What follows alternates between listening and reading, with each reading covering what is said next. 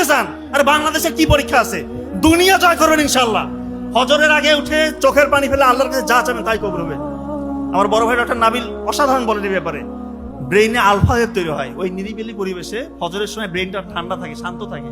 আপনি যা পড়বেন ইনশাআল্লাহ তাই আপনার লং টার্ম মেমোরি সেন্টারে রিজার্ভ হবে। আমাদের অনেক স্টুডেন্টরা এই সুযোগটা হাতছাড়া করে। আমি যদি আপনাদেরকে বলি যে ভাই ফজরের সময় তুমি আমার 1 ঘন্টা কাজ করে দিবা, আমি 10,000 টাকা দিব। একই কাজ তুমি দিনের অন্য সময় করবা, 200 টাকা দিব। পাগল ছাড়া কোন বিবেকবান বুদ্ধিমান কোন ছেলে বা মেয়ে সে কি এই সুযোগটা হাতছাড়া করবে? এর থেকেও বেশি রেওয়ার্ড আপনি পাবেন যদি ফজরের আগে আপনি পড়তে পারেন। শুধু স্টুডেন্টদের জন্য না, যে যে সেক্টরেরই মানুষ হন না কেন, আপনার ফজরটাকে কাজে লাগান, ইনশাআল্লাহ জীবন বদলে যাবে।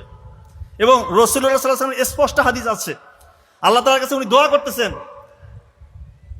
ফজরের সময় আমার যে উম্মতরা কাজ করে, আল্লাহ তুমি সেই কাজে বরকত দাও। রাসূলুল্লাহ সাল্লাল্লাহু আলাইহি ওয়াসাল্লামের দোয়া কি কখনো বিফলে যাওয়ার চান্স আছে? আপনি আজকে থেকে ফজরে উঠে পড়া শুরু করেন, আপনার জীবন বদলে যাবে। আমি চ্যালেঞ্জ দিয়ে যাচ্ছি, আপনি ফজরে পড়েন, এরপরে যদি সফল না হন আমাকে এসে বললেন যে আপনি তো বলেছিলেন, কাজ তো হইল না। নিশ্চিত কাজ হবে। আপনি যে স্টেজে আছেন তার থেকে ইনশাআল্লাহ অনেক উপরে চলে যাবেন আপনি। এবং ভোরবেলার এই ফজরের এই সকালবেলার যে গুরুত্ব, এইটা নিয়ে চমৎকার একটা বই আছে, আপনি হয়তো নাম শুনেছেন, দ্য মিরাকেল মর্নিং। অনেক হয়তো নাম শুনে থাকতে পারেন, দ্য মিরাকেল মর্নিং। রাইটার হল এলরোড, তার জীবনের গল্প, উনি তার নিজের জীবনের গল্প এখানে বলেছেন। উনি অল্প সময় অনেক ফেম, টাকা পয়সা কামিয়েছিলেন। এরপরে একটা সড়ক দুর্ঘটনায় ওনার জীবনে একটা দুর্বিষহ অবস্থা চলে আসে। কেউ বলে না যে উনি উঠে দাঁড়াতে পারবে, সুস্থ হইতে পারবে, কেউ বলে না। সব জায়গায় দাঁড়িয়ে দাঁড়িয়ে ঘুচে কি করলে পরে আমি আগের মতো আমার যে আল্লাহ তাআলা যে বরকতগুলো দিয়েছিল সেটা আমি আবার ফিরে পাবো। এক জায়গায় গেলেন, খুব শুভাকাঙ্ক্ষী, উনি বলতেছেন তুমি ফজরে উঠো, উঠে এই এই কাজগুলো করো, মানে সকালবেলা উঠতে বলেছেন।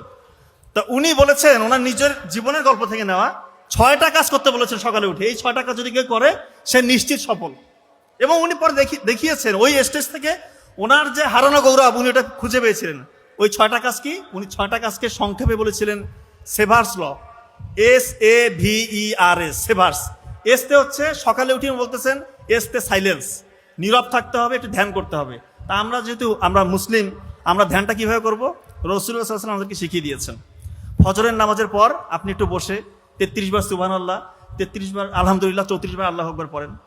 আপনার জীবনের যত গুনাহ, এটা যদি সমুদ্রের ফেনার মতো হয়, এটা ধুয়ে মুছে যাবে।